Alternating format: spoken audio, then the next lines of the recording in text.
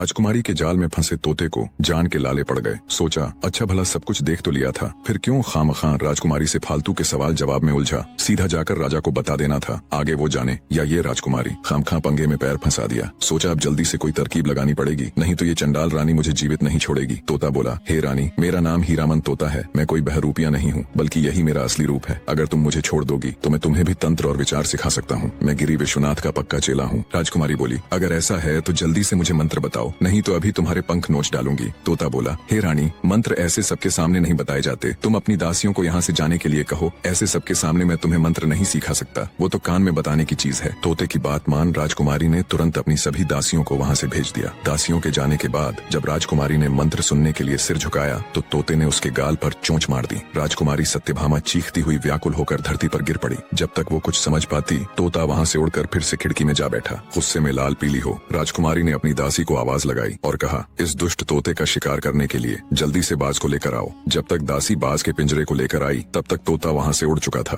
कई दिनों की उड़ान के बाद वह राजा वीरसेन के पास आ पहुंचा और कहने लगा, हे महाराज, स्त्री रंग, रूप, यौवन में देखने योग्य है। राजकुमार की बात बिल्कुल सत्य है कि कोई उसे एक बार देख ले तो वो उसके मोह को कदापि नहीं छोड़ सकता। परंतु महाराज, उसका स्वभाव खोटा निकला। पहले उसने मुझे पुचकार कर अपने पास बुलाकर पकड़ लिया और फिर मुझे मारने को आतुर हुई। बस गुरु गोरखनाथ की कृपा से बड़ी मुश्किल से किसी तरह प्राण बचाकर भागा हूँ। तोते की सारी बात सुन राजा वीरसेन उसको शाबाशी देता हुआ कहता है, हीरामन, तुमने बहुत अच्छा किया। अब तुम चिंता मत करो, मैं खुद उस राजकुमारी से निपट लूंगा। अगले दिन राजा ने हथियार बांधे, तोते को हाथ में लिया और घोड़े पर सवार होकर राजकुमारी सत्यभामा के नगर की तरफ चल पड़ा। कुछ ही दिन की यात्रा के बाद राजा वीरसेन मेदिनीपुर शहर पहुंच गया। वहां पहुंचकर उसने पहरेदारों से राजकुमारी को खबर करने के लिए कहा। जब दासियों ने राजकुमारी को राजा वीरसेन के आने का समाचार दिया तब सत्यभामा ने कहा, क्या वो मेरी सब शर्तों से भली भांति परिचित है? अगर है तो उन्हें आदर पूर्वक अतिथि घर में ठहरा दो। सेवादारों ने राजकुमारी के कहे अनुसार राजा को जलपान कराकर ठहरा दिया। रात हुई तो रानी सज स्वर कर बैठ गई और सिपाहियों को आदेश दे राजा वीरसेन को अपने सम्मुख बुलवा लिया। राजा वीरसेन राजकुमारी सत्यभामा के सामने बैठ गया। राजकुमारी बोली, अगर आपने मेरे 10 सवालों के जवाब ठीक से दिए और मुझे चौसर के खेल में हरा दिया तो मैं आपकी हो जाऊंगी। अगर ऐसा नहीं कर पाए तो आपको सदा के लिए मेरा कैदी बनना पड़ेगा। राजा बोला, अपने प्रश्न शुरू करो राजकुमारी, मैं तैयार हूँ। राजकुमारी बोली, ठीक है तो बताओ राजन, कौन सा तालाब बिना पानी के होता है? कौन सा पेड़ बिना डाल के होता है? कौन सा पक्षी बिना पंख के होता है? और कौन सी मौत बिना समय के होती है? राजा वीरसेन ने गुरु गोरखनाथ का ध्यान करते हुए जवाब देने शुरू किए। सुनो राजकुमारी, आंखें हैं जो बिना पानी का तालाब है, मौत है जो बिना डाल का पेड़ है, जीव है जो बिना पंख का पक्षी है जिसका कोई भरोसा नहीं कब उड़ जाए, और नींद है जो बिना समय की मौत है। राजकुमारी ने दूसरा प्रश्न किया, कौन तपस्वी है जो नित्य तपस्या करता है? कौन है जो रोज सुबह उठकर स्नान करता है? कौन है जो सब रस उगलता है? और कौन है जो सब रस खाता है? राजा बोला, सूर्य ऐसा तपस्वी है जो नित्य तपस्या करता है। ब्राह्मण रोज सुबह उठकर स्नान करता है। इंद्र राजा वर्षा के रूप में सब रस उगलते हैं। और धरती है जो सब रस खाती है, अर्थात वर्षा को सोख लेती है। राजकुमारी ने तीसरा सवाल किया, ऐसा क्या है जो कोई स्त्री नहीं कर सकती? ऐसा क्या है जो समुद्र में समा नहीं सकता? ऐसा क्या है जो अग्नि में नहीं जल सकता? और क्या है जिसे काल नहीं खा सकता? राजा बोला,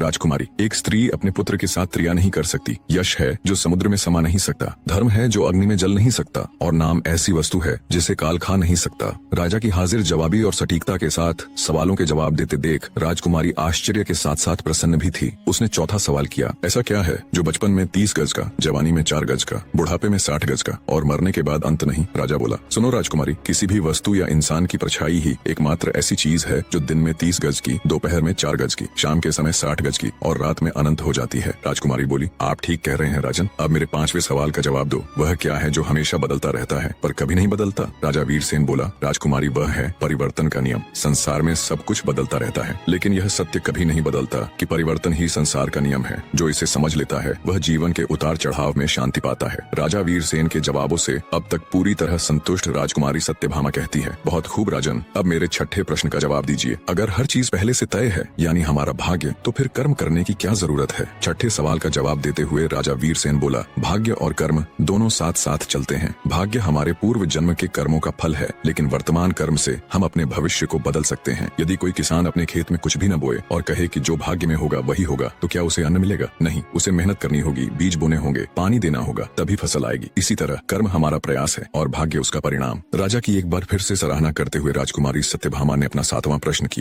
मनुष्य को इस संसार में सबसे बड़ा धोखा कौन देता है? राजा वीरसेन बोला, हे राजकुमारी, मनुष्य को संसार में सबसे बड़ा धोखा उसका अपना मन ही देता है। मन ही वह शक्ति है जो हमें सत्य और असत्य, मोह और वैराग्य, प्रेम और घृणा, सुख और दुख के बीच उलझा देती है। मनुष्य सोचता है कि बाहरी दुनिया उसे धोखा देती है, लेकिन वास्तव में बाहरी दुनिया केवल एक दर्पण मात्र है। जो कुछ मन में है वही संसार में प्रकट होता है। राजा वीरसेन का जवाब सुन राजकुमारी सत्यभामा बोली, बहुत खूब राजन, अब मेरे 8वें प्रश्न का उत्तर दीजिए। अगर सुख और दुख दोनों ही अस्थायी हैं, तो फिर मनुष्य दुख से इतना डरता क्यों है और सुख को पकड़कर रखना क्यों चाहता है? राजा वीरसेन कहता है, हे राजकुमारी, क्योंकि मनुष्य अज्ञानता के कारण यह भूल जाता है कि संसार में कुछ भी स्थायी नहीं है। ये संसार परिवर्तनशील है। सुख और दुख दिन और रात की तरह एक दूसरे के पूरक हैं, लेकिन मनुष्य सुख को पकड़कर रखना चाहता है और दुख से बचना चाहता है, क्योंकि जब मनुष्य सुखी होता है तो उसे लगता है कि संसार पर उसी का नियंत्रण है। वह मान लेता है कि उसका भाग्य अच्छा है और जैसा वो चाहता है सब कुछ वैसा ही हो रहा है और हमेशा सब कुछ वैसा ही रहेगा। लेकिन ये उसका सबसे बड़ा भ्रम है। इसी प्रकार जब दुख आता है तो मनुष्य अपने पर नियंत्रण खो देता है। उसे लगता है कि सब कुछ बर्बाद हो रहा है, जबकि वास्तविकता यह है कि दुख भी उतना ही अस्थायी है जितना सुख। राजकुमारी सत्यभामा 9वां सवाल पूछती है, हे राजन, क्या यह संसार हकीकत है या केवल एक भ्रम है? राजा वीरसेन बोला, सुनो राजकुमारी, ये संसार अस्थायी है, इसलिए इसे पूर्ण रूप से वास्तविक नहीं कहा जा सकता। जो चीज स्थायी नहीं होती वह भ्रम होती है। उपनिषदों में कहा गया है, ब्रह्म सत्यम जगन मिथ्या,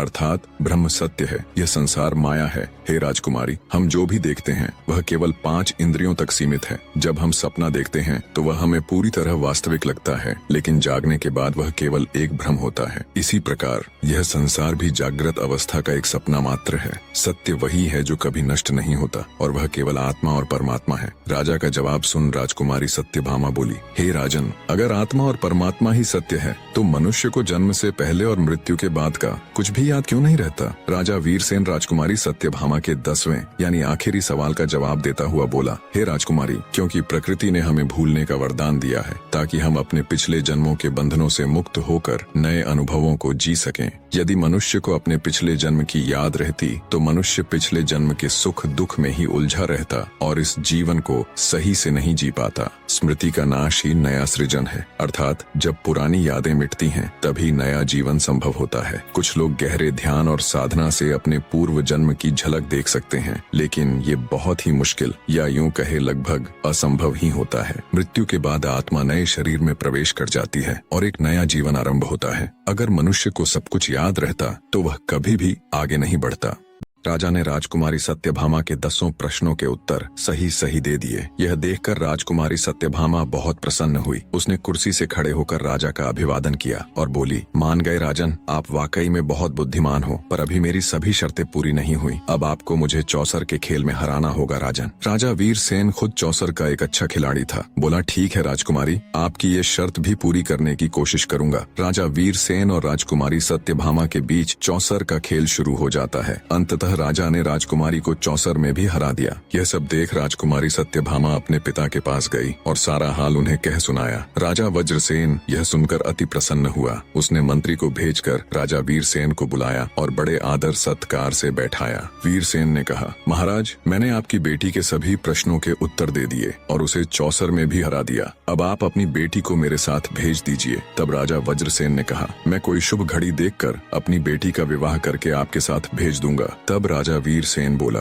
हे राजन, मेरा विवाह राजकुमारी सत्यभामा के साथ नहीं होगा, क्योंकि ये तो किसी और की अमानत है। ये सुन राजा वज्रसेन ने हैरान होते हुए पूछा, ये आप क्या कह रहे हैं? आपने इसे पराई अमानत किस प्रकार बताया? तब राजा वीरसेन ने कहा, महाराज, जिन राजकुमारों को आपकी बेटी ने कैद कर रखा है, उनमें से एक राजकुमार उसकी कैद से निकल भागा था और वह अपना राजपाट त्याग जंगल में इधर उधर भटकता फिर रहा था। एक दिन वह मेरे राज्य में आया और एक पेड़ के नीचे बैठा रो रहा था। संयोगवश मैं भी उधर से निकला। उसे दुखी देखकर मैंने उससे सारा हाल पूछा तो राजकुमार ने आदि से लेकर अंत तक सारा हाल मुझे कह सुनाया। तब मैंने उसे आपकी बेटी पर सच्चा मोहित जानकर उसे प्रण किया कि मैं तुमको राजकुमारी सत्यभामा से मिलवाऊंगा। सो हे राजन, राजकुमारी सत्यभामा उसकी अमानत है। मैं राजकुमारी का विवाह उसके साथ कर दूंगा। यह बात सुनकर वज्रसेन कहने लगा, धन्य हैं आप जो आपने एक अनजान व्यक्ति के कारण इतना कष्ट सहा। अब आप मेरी मेरी बेटी के मालिक हैं, जिसे चाहो सौंप दो, मेरी ओर से तो यह आपकी अमानत है। तब राजा वीरसेन ने तोते को भेज राजकुमार को मेदिनीपुर बुलवा लिया और विधि पूर्वक राजकुमारी सत्यभामा के साथ उसका विवाह कर दिया। राजकुमार ने खुशी से राजा वीरसेन के पैर पकड़ ली और बोला, महाराज, मैं हमेशा आपका ऋणी रहूंगा, आप धन्य हैं। राजकुमार और राजकुमारी सत्यभामा दोनों आनंद पूर्वक रहने लगे। राजा वीरसेन ने राजा वज्रसेन से विदा ली और अपने तोते के साथ अपने देश चला गया। कहानी में अंत तक बने रहने के लिए आप सबका धन्यवाद।